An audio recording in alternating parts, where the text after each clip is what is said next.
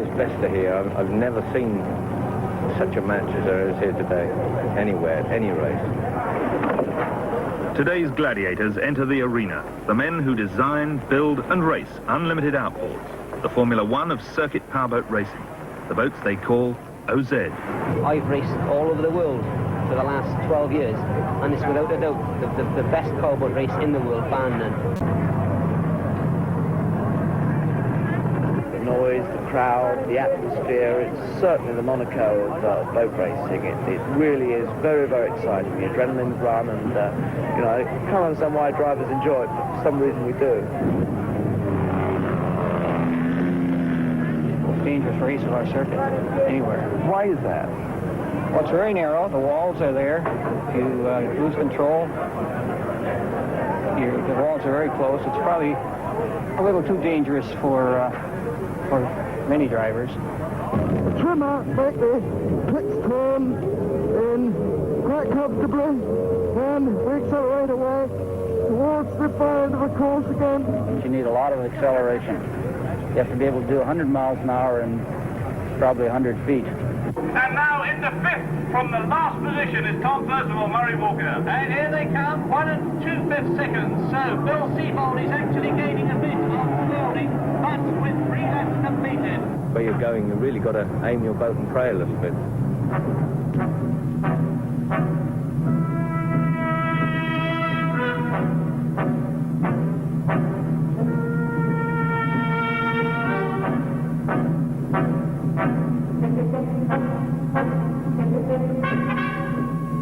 Powerboating has been around almost as long as motor racing, yet only now are the waterborne racers getting themselves on the same lines as their illustrious counterparts with the introduction of a European Grand Prix circuit. Bristol has been chosen as the British venue for the fact that it's got spectator appeal. It's also very dangerous. The Formula One boats with their unlimited engines can and do travel at well in excess of 100 miles an hour. The docks where they race are narrow, and they have high stone walls. One mistake and the resultant smash can be fatal. There has already been 1 death on this circuit, and every time the drivers go out on the course, they put their lives on the line. 12 drivers line up for the start of the opening Formula One race, and the men to look for: 1, Kees van der Velden of Holland; 7, Billy Seabold of America; and 10, Britain's Tom Percival. It's a silent start. We have this absolutely quiet 5-minute period, and the 10 seconds, the 5 seconds, and then suddenly at the moment of the start of the race, all those engines fire, 18, 20 engines, something like 2,000 horsepower in total, and everybody's roaring off down the end.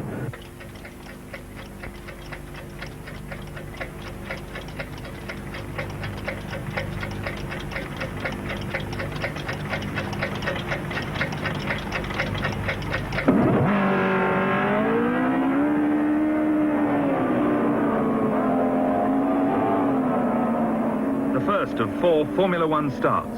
The OZs burst into life. Seabold flies into the lead while Percival is left. They hurtle away straight into a crowded right-hand turn. You're then coming down through the Cumberland Basin, probably doing 118, 122 miles an hour, maximum revs. You're just picking a track down past all the other boats in the race. You're looking for calm water, you're trying to keep away from the dock walls, and then you get to the end turn. You then make the right-hand turn round past the Great Britain. Again, you've got to keep the boat trimmed high. There's some jagged piece of dock wall sticking out just beyond that, which you've got to be very careful the boat isn't going to make a dive down towards. And then you reach a very, very rough point again as you come up past the Embassy VIP area and the steam crane. This is where I found that I could often outmaneuver and pass a lot of the boats in the course.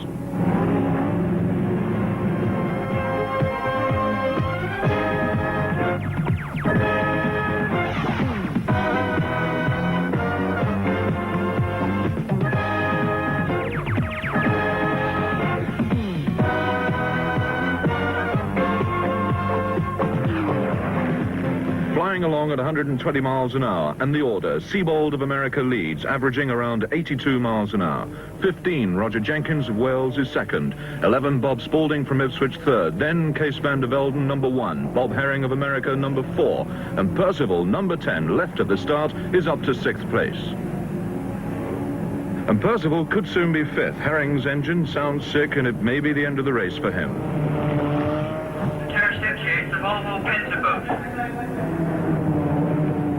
Even at the back, the pace is hot. Henk Backers is only 1% slower than the leader. Feel the power of the engine through the steering wheel, through the seat of your pants, the spray, the excitement of the event, and we just all go on from one race to another and enjoy it.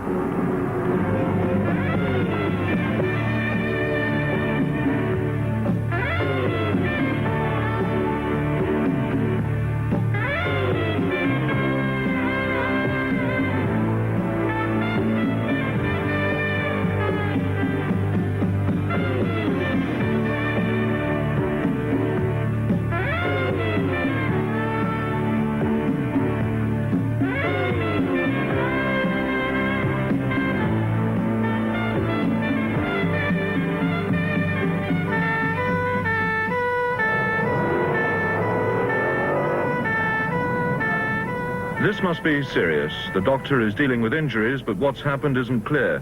Henk Backers, the Dutch driver, has been picked out of the water, and he's been involved in some sort of crash.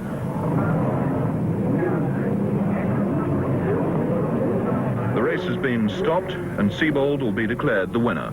Today, during the course of the Formula One OZ race at the Embassy Grand Prix, Bristol Docks, an incident occurred when a competing boat driven by Henk Backers was in collision with a rescue boat. As a result of this, 2 persons suffered fatal injuries. Can I ask you, have you considered at all in the club abandoning the races for the day? No. We're not abandoning the race, we're continuing with the club. It did go on. These men know the risks they take.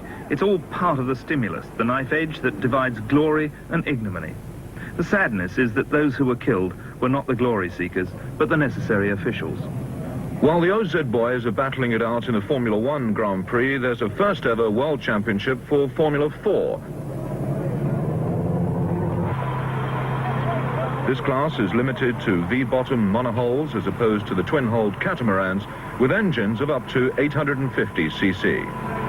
Formula 4 end of the sport, the very small monohull craft, are the basic nursery slopes of powerboat racing where you can actually come into the sport. It is probably the roughest circuit in the world. It's like being on an ice skate, I think. Trying to go over a very rough ice circuit. With a lot of bumps in it, which keep changing every few yards. It's not really that dangerous. We only reach speeds of probably 60, 65 mile an hour. As long as you keep well away from the dock wall, you're all right.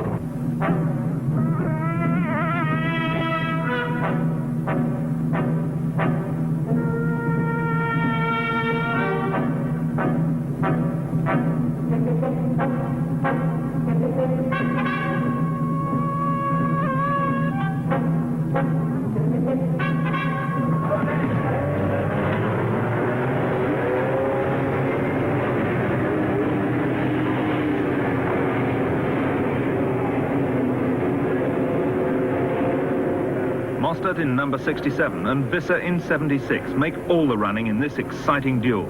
Their lap times are similar, their handling much the same, and their chances identical.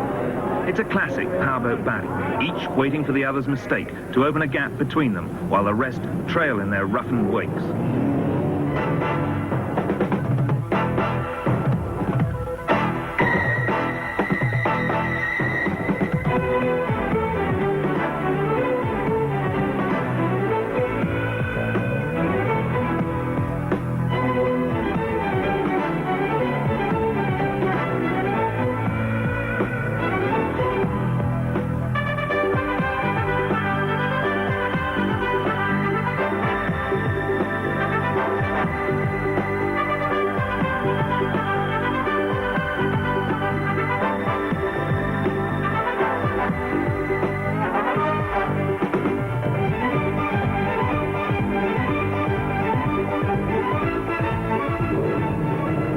strangers to this course, John Pearce, number 72, and 73, Tony Coville, both carrying British hopes.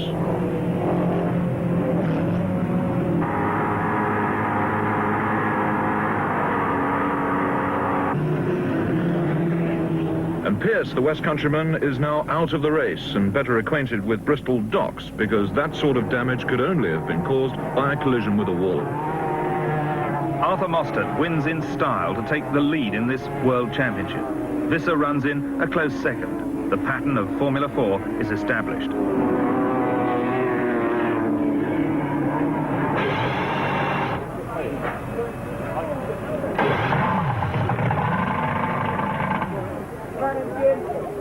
The Formula 1 OZ class is leading to several interesting developments. Jackie Wilson's British-built Hodges Cat could, for all the world, be a Grand Prix motor racing car without wheels, for it's got a 3-litre V8 Cosworth engine. This is a very different engine from ones that everybody else is using.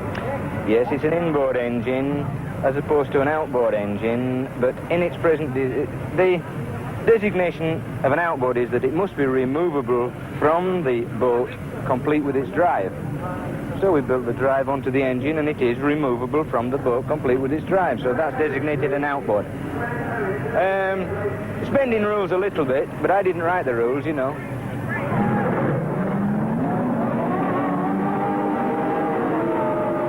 Wilson starts race 2 with another motor racing innovation, an aerofoil. And Percival's left again. Oh, I was utterly dismayed. This start meant so much to me. I realised that by being left there for 5 seconds, it was going to cost me 20 seconds at the other end of the course.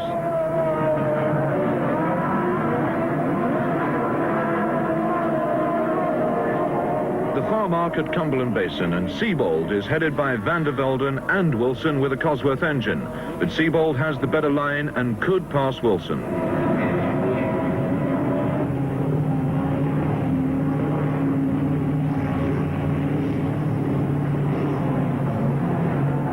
At the pits turn, it's still Van der Velden leading, but Seabold in number 7 has overtaken Wilson in the winged Cosworth.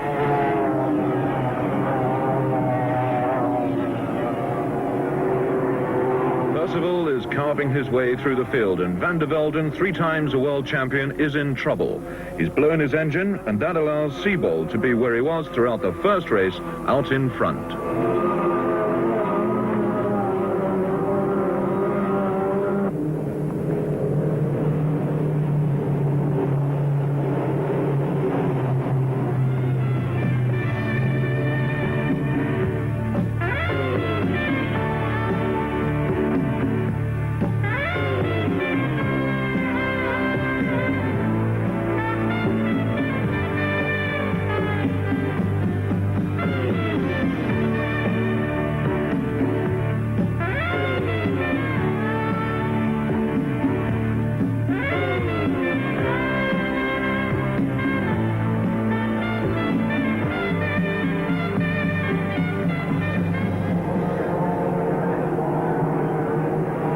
Best to overtake drivers going down towards the Cumberland Basin in the rough water on the outside of the course. I found I could handle the rough water better than most of the other drivers.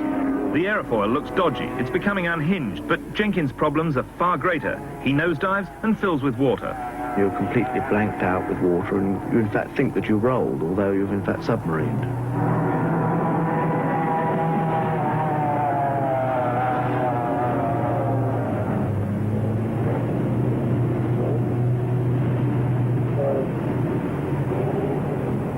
This could be dangerous. If that aerofoil does come off, there's no telling what could happen if it hits another driver. It's now looking distinctly unstable. He's going to lose it, and there it goes.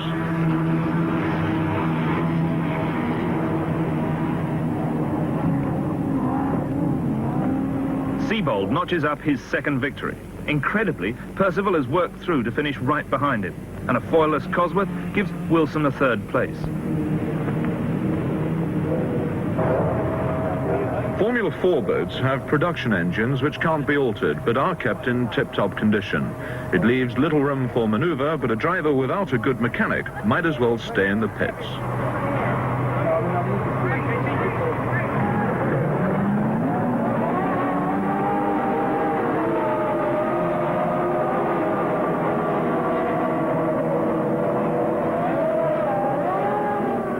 pair are straight to the front again. They appear unstoppable, even in a fleet of class like this.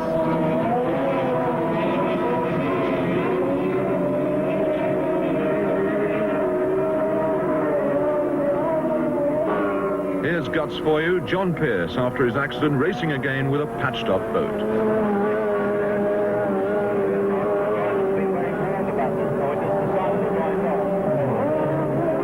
It happens, even to the best. Mostert takes a dive, the mistake Visser has waited for. Now the pursued becomes the pursuer.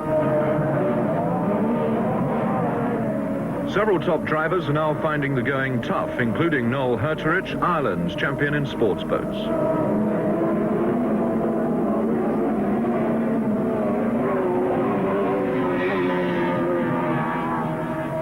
Herterich finds another powerboat racing hazard. His engine catches fire, and to get out of the hot seat, he goes onto the bow, but slips off and falls in the water, right in the path of the approaching herd.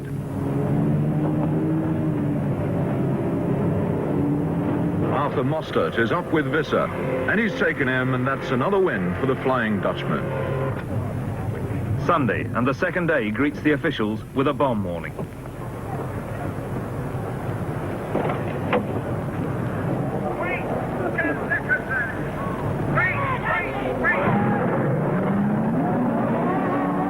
Formula One, the third race. Is anyone going to hold off Seabold this time? And Percival's been left again. And guess who's in the lead? Seabold risks monotony to win this classic. Behind him, at the Cumberland turn for the first time, are Jenkins and Spalding.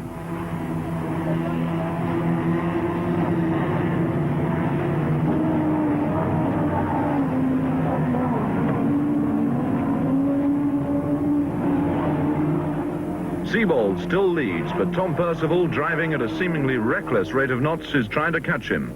I did realise during the race that I had to use every inch of the course that was possible to use, and if the 6 inches available there I can use, I'll use it.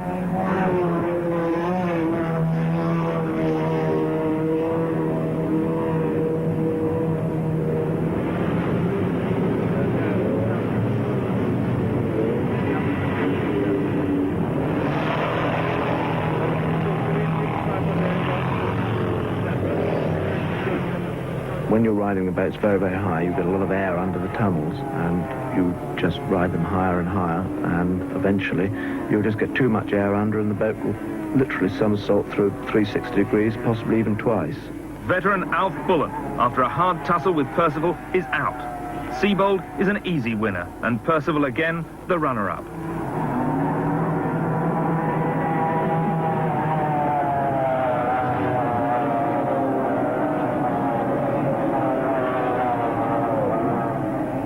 It was the British who created this Formula 4 World Championship, but I don't think anyone expected the title to go overseas that quickly. Visser was known about, an obvious threat, but as for this other Flying Dutchman, you could almost forgive the commentator for introducing him to the crowds by saying, this man is mustard. Well, he was, and he is. He and Visser lead from the start.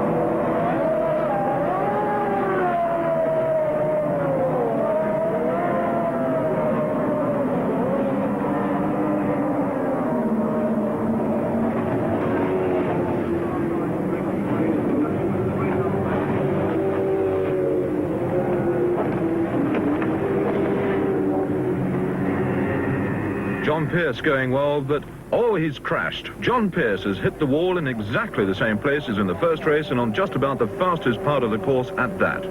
He's still going on, but he's completely out of control.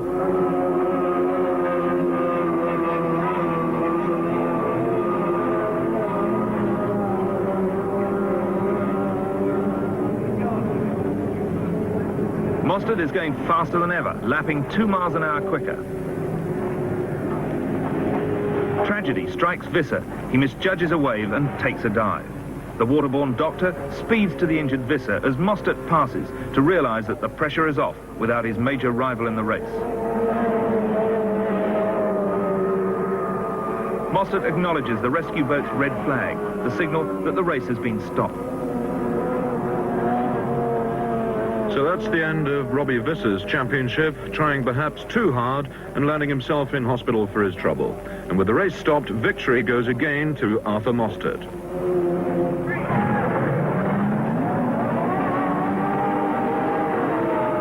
The last Formula 4 race, and Mostert, the world title already his, along with a course record of 58 miles an hour, streaks into clear water, leaving the rest to sort out the minor placings.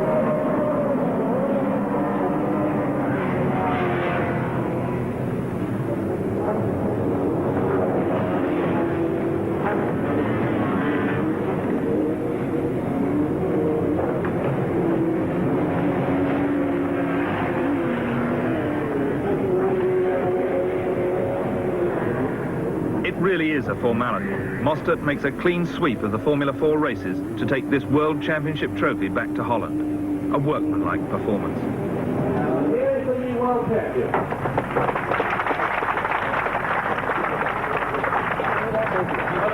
Very welcome. It's a big one. It is a big one, yes.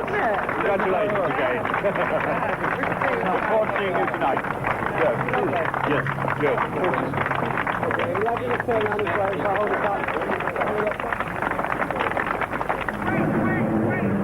The crowds wait for the final race for the big OZs. Everything hangs on the result.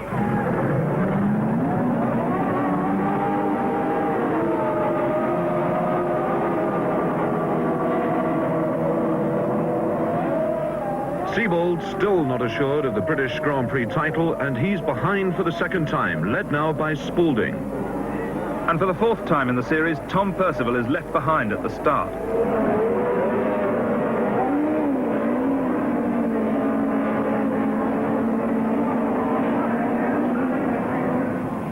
Bob Spalding, number 11 from Ipswich, still leads Billy Sebald, number 7 from St. Louis, USA.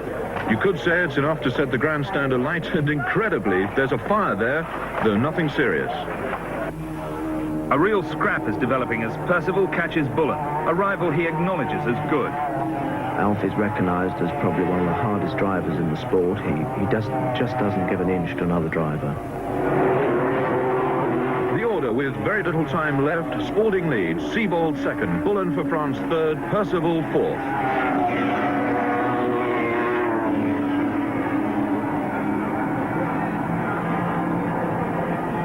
Bullen's boat's dived and he's in the water. Percival's on a tight turn, can't possibly see him, and he's swerved and missed both boat and driver.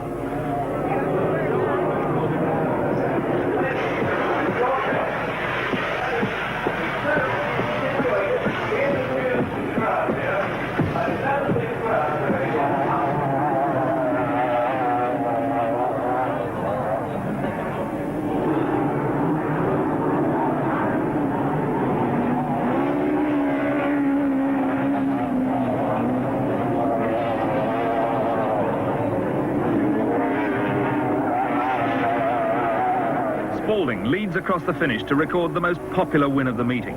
But the flag for Sebald in second place gives him the Grand Prix. The American wins Bristol at his first attempt, and that's no mean feat.